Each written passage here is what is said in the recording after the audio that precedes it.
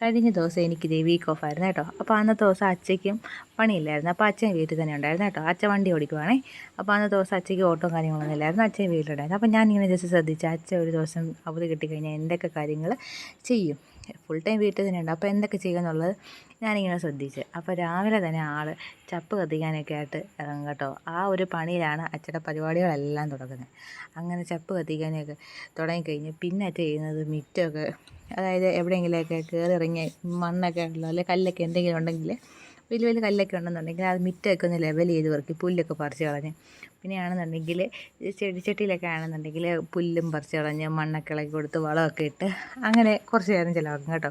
പിന്നെയുള്ള ബാക്കി സമയം ആളുടെ ഇപ്പം മെയിൻ ഹോബി എന്ന് പറഞ്ഞാൽ ഈ പെയിൻ്റ് അടിക്കൽ.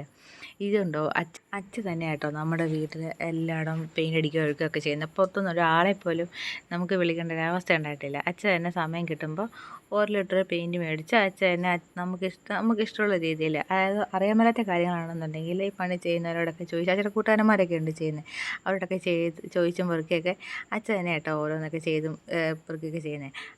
പിന്നെ ഈ ഒരു പരിപാടി അച്ഛയ്ക്ക് ഇപ്പോൾ ഭയങ്കര ഇഷ്ടമാണ് കേട്ടോ. കാര്യം എന്ന് വെച്ച് കഴിഞ്ഞാൽ ഈ വൃത്തികേടായിട്ട് കിടക്കുന്നതൊക്കെ നല്ല വൃത്തിയാക്കി പെറുക്കി എടുത്ത് കഴിയുമ്പോഴത്തേക്കിനെ കൊള്ളാവോടി നല്ലതാണോ എന്ന് ചോദിച്ച് കഴിഞ്ഞപ്പോഴത്തേക്കിനെ കൊള്ളാച്ച നല്ലതായിട്ടുണ്ട് എന്ന് നമ്മളൊരു പ്രോത്സാഹനം കൊടുത്തു കഴിഞ്ഞാൽ പിന്നെ ഒന്നും പറയണ്ട.